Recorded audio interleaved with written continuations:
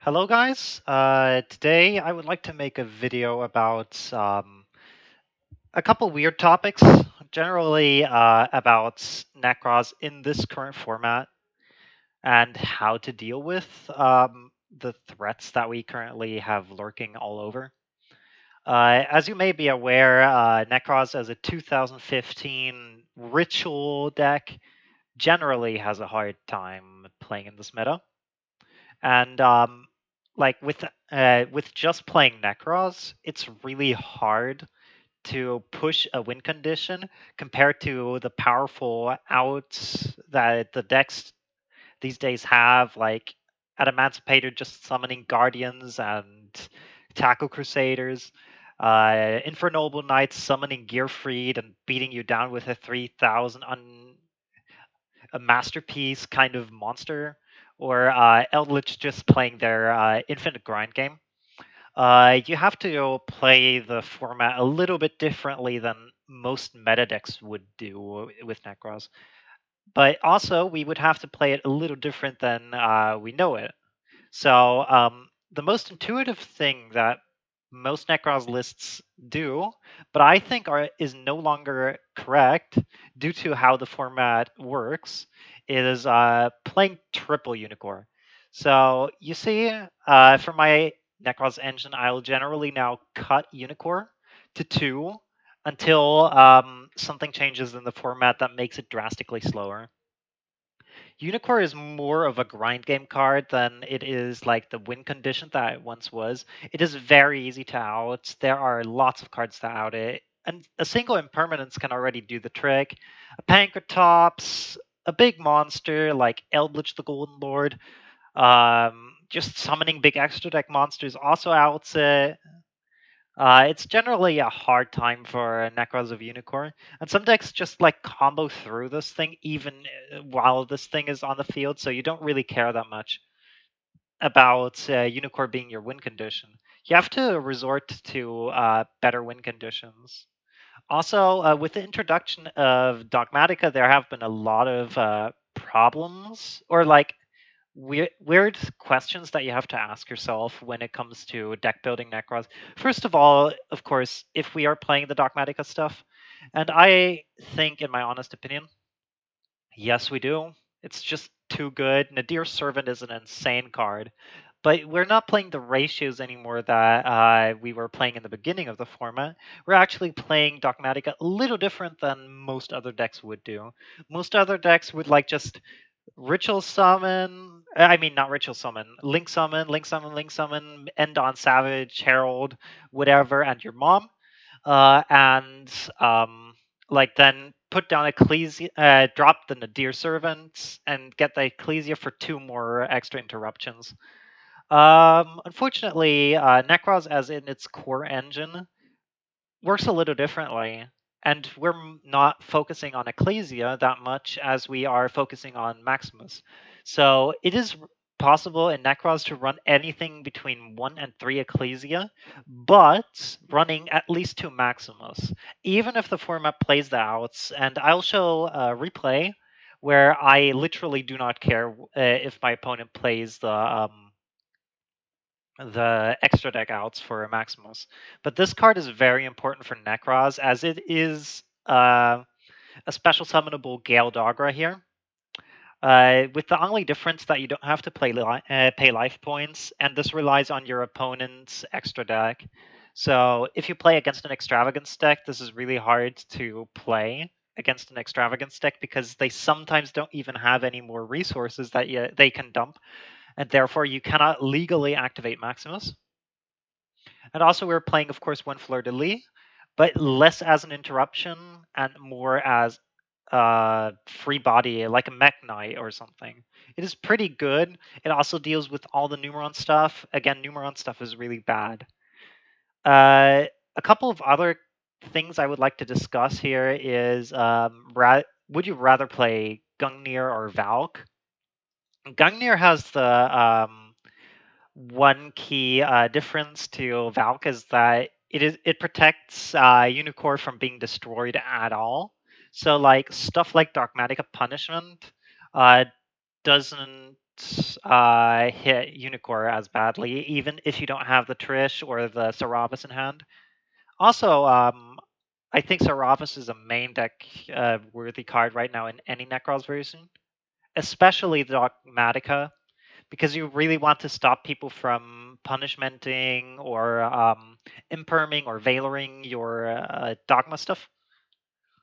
And you need to kind of play this. And Gungnir is, yeah, I don't know yet how I want to handle this, but Gungnir is pretty solid this format because a lot of stuff destroys. Like the Noble Knight deck has Charles. The Eldritch stuff has the Conquistador, and a lot of other stuff just destroys, and it's pretty good. Even against Lightning Storm, it's just a lot better. So if your opponent like mains Lightning Storm, you can't summon Unicorn Defense because it just gets run over by any monster. You have to summon it in attack, and then you open yourself up for Lightning Storm unless you have another negate. And generally, playing Gungnir may be more optimal than playing Valkyrus. And we also want to play a really small Necroz engine rather than before, because the problem with the Necroz engine is, as said, it doesn't have a big win condition apart from trishing your opponent to take the last couple of resources after you almost broke the board anyways. So like Necroz is like the endgame push, sort of like Dogmatika is for other decks, but this comes even after Dogmatika in this deck. And as next, we also something we can't really do anymore is run hand traps. Like the hand trap of choice for Necroz is usually Psyframe Gamma, and that is because of Necroz of Brionac, Clausulas, Unicore, all activating in hand, and you trying to not have monsters so that you can like if your opponent hand traps you, you would dump the Gamma on them, and then they would look kind of stupid because you get a free Omega, and then you get to advantage loop them by like keeping their good cards out of hand with Omega and still having the Unicore and having a big beat stick that recurs and is really hard to get rid of. So like playing this was good, but now that everyone plays this, everybody plays around Gamma when they use hand traps. So you can never say that this will bait a hand trap. The only card that really baits a hand trap is Nadir's Servant because this is safe to Ash.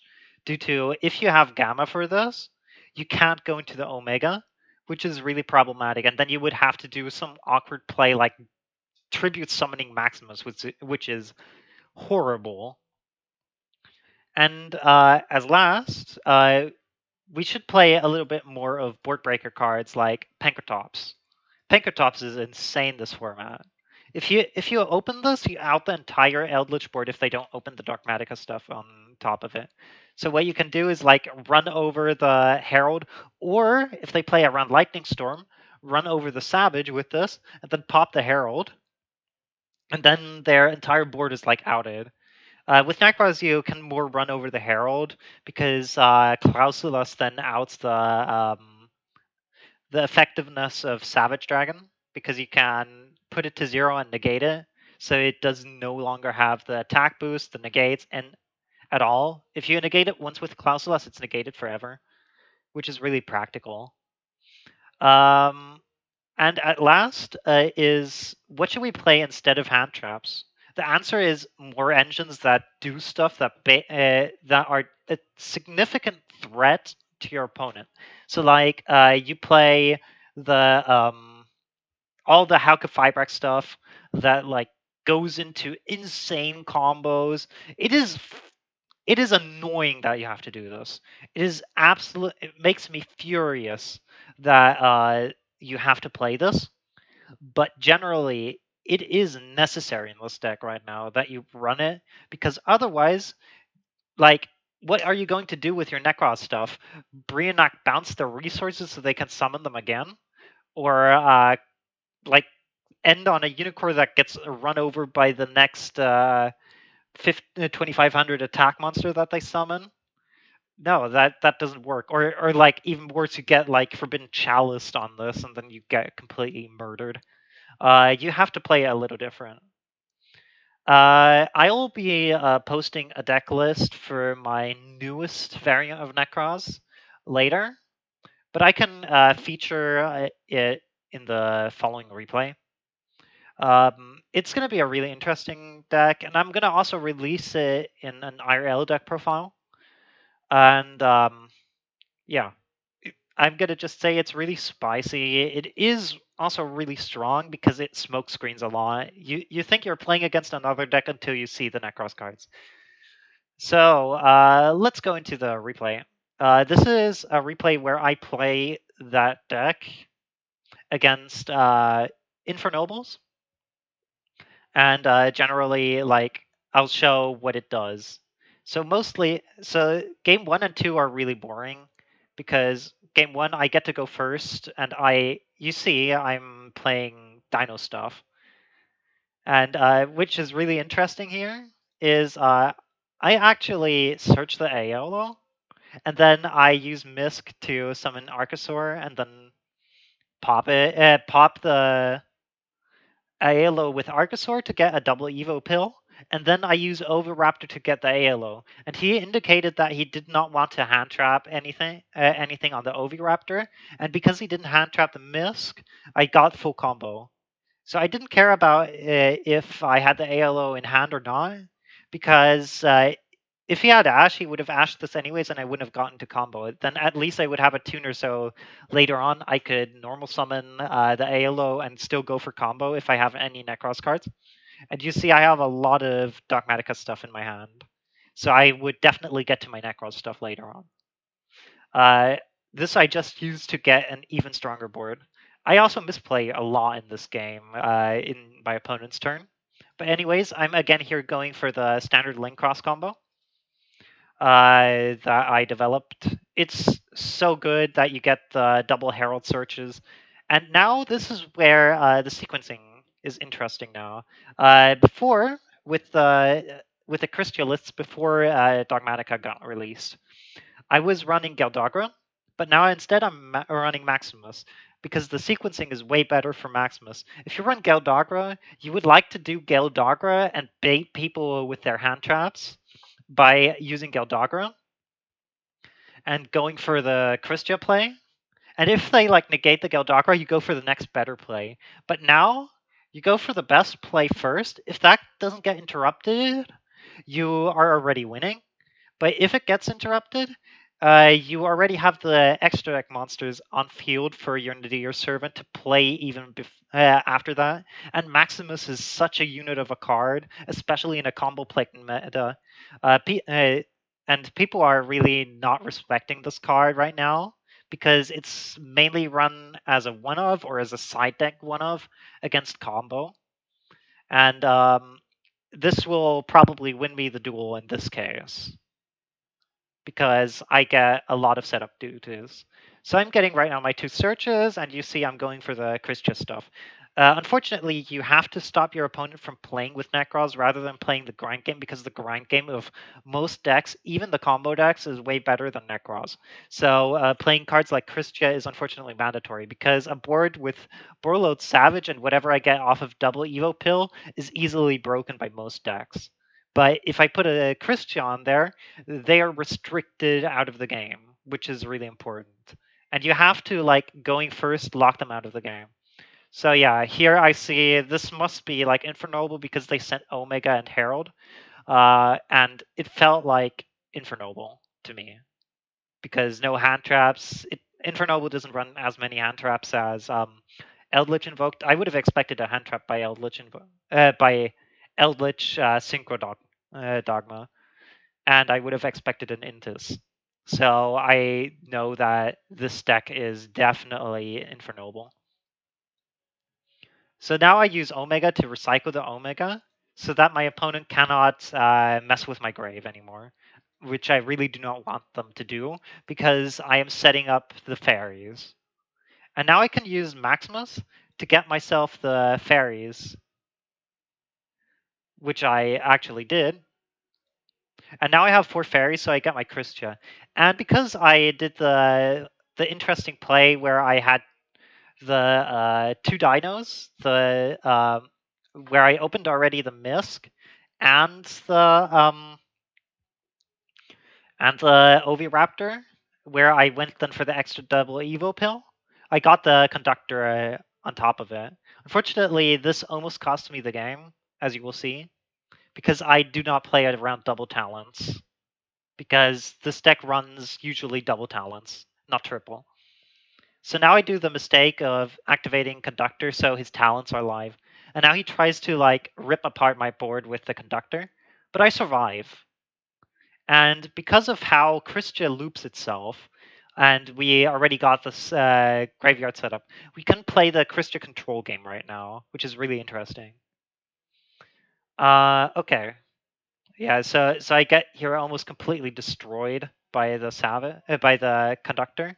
And now I get the Nadir Servant Ecclesia, and the Ecclesia will get me another Maximus, and from there on, I should have a good game, as far as I know.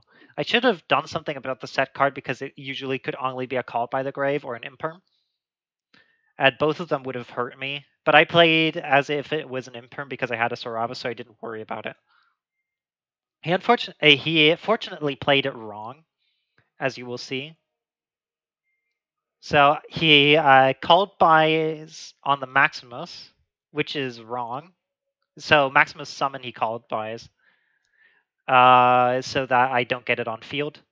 If I would have gotten on field and he would have called by a Herald, I would have been so destroyed. But he didn't know that I could loop Christian, because this deck is unorthodox. And playing unorthodoxly is very important in this meta if you're playing Rogue, because if you play unorthodoxly, you can stop your opponent from like interacting at the right spots. So if you like do something completely wild, like quick launching out of nowhere, or summoning dinos and then suddenly activating preparation of rites, your opponent is going to be usually not expecting what to do and not knowing what the right play is, and this opens up the chance of them misplaying. So yeah, here I have the complete pressure. He can't play through the conductor. Game 2, I am just going to lose because I'm playing against Infernoble Knights. If I wouldn't have hard drawn this, I would have probably still lost first of all. But because I drew this, he gets to loop it out of my hand, and my top deck has to be exactly Dark Ruler. So I kind of lose.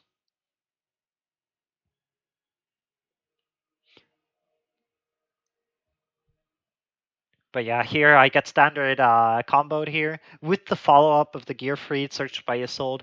This card is insane, and I'm really fearing this. This is probably the number 1 or number 2 threat of Nekroz in this format, because Nekroz can't really play around this. It is just too strong of a card against it. Like, this and Ultimate Conductor are really hard for Nekroz to beat. So now I get hand looped by the Smoke Grenade. I don't think this should be a card, by the way. It's absolutely disgusting. But it won't be banned because it's like a tech card for certain decks. So here, I have the plays again, and I go for the Oviraptor.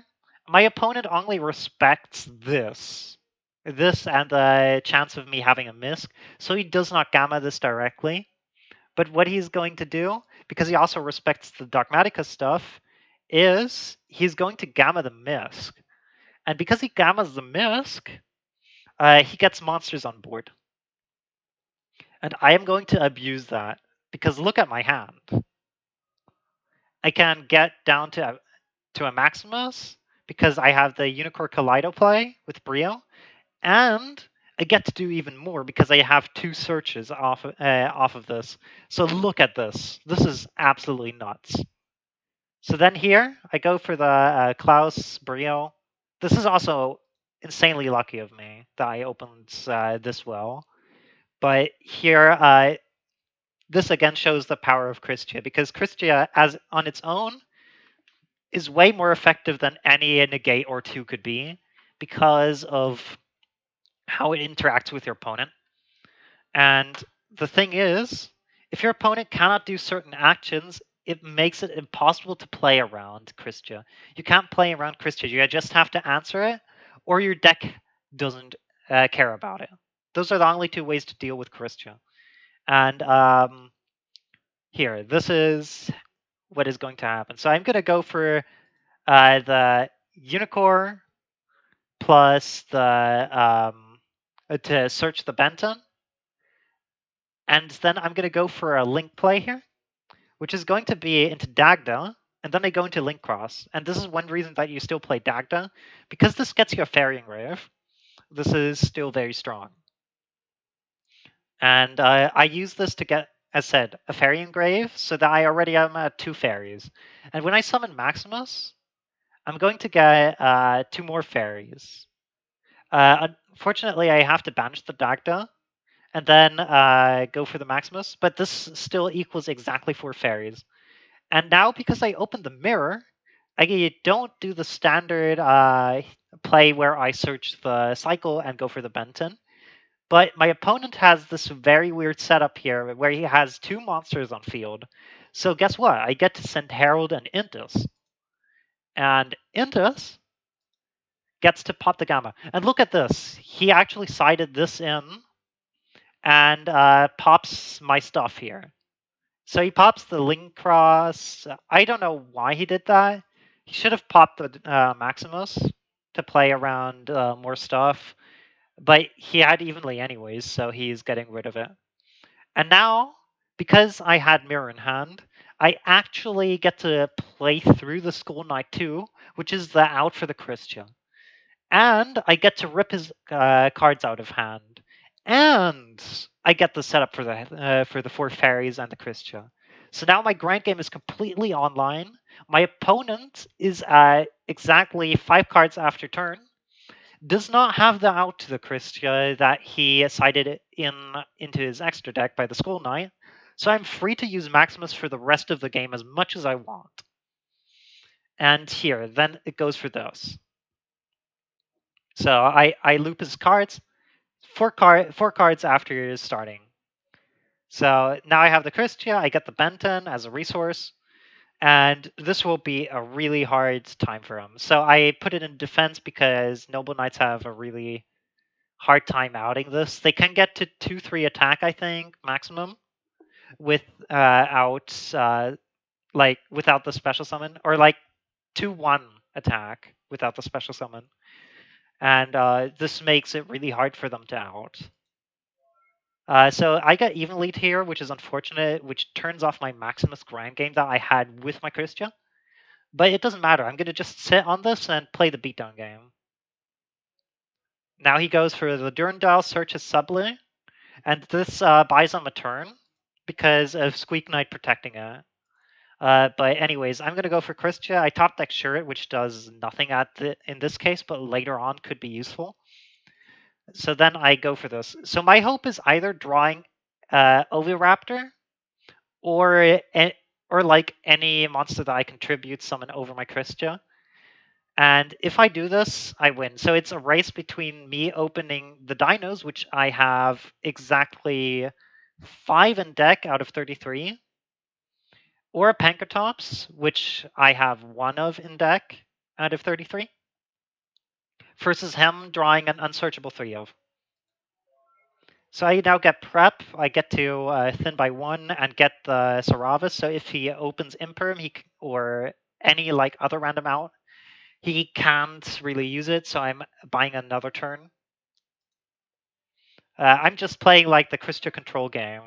This is like very reminiscent of Stun. So now I draw the Fossil Dig, and now I get the Oviraptor. This is really lucky of me. And I'm going to search off the Oviraptor the Pankratops. Because as soon as I get rid of the Christia, my turn is like completely online. And also I have the beatdown pressure of Christia. So now I go for the Christia stuff. And if I draw now any Necroz engine, I'm winning. And triple tactical talents, horrible top deck, E-Telly, horrible top deck, because this is a combo deck. It doesn't do anything more than that. Oh, and now I draw the Maximus. And Maximus is Necroz engine. So now I tribute summon the Pankratops to get my Christia back in deck. And if I get this Benton into grave, I have exactly 4 fairies again, which is going to be pretty relevant. And I have Dogmatika Maximus, which puts exactly 0 fairies in grave if I send Omega, which is good. Which is what I'm going to do. So I send Omega Herald, and then I add Cycle, and Cycle gets me back into the Necroz engine, and Cycle Benton, getting Brio, then search Christia, put down the Christia, and that is in exactly 4 summons game. And this is one of the matches I wanted to show and show how you like play Necroz right now. Unfortunately, like the concept of just Maximus plus Unicore isn't enough. You have to play something that completely stops your opponent from comboing and not like says, okay, you get to combo, but your extra deck is turned off. Your extra deck monsters are turned off. Not your extra deck summons, your extra deck monsters, which is really relevant because the extra deck monsters are usually the big ones, and the main deck monsters right now are really strong and can get you easily into the big beat sticks that the extra deck offers. And if you get into the big extra deck beat sticks, you can run over Unicore, and it's pretty hard to deal with. So this is something I just wanted to ramble about. Generally, like playing the Dogmatika stuff as one of the follow-ups, you and playing Necroz like you would play Eldritch. Necroz is basically worse grind game, but better pressure on the Eldritch side. You just basically play a combo deck with engines that follow up instead of hand traps, and that is how I would play Necroz. I hope this video is entertaining. It's mostly of a ramble and mostly of a theory thing. As said, I will release the Dino Necroz Dogmatika list later on, as soon as I build the deck IRL. And till then, I wish you a good day, and I hope you enjoyed this video.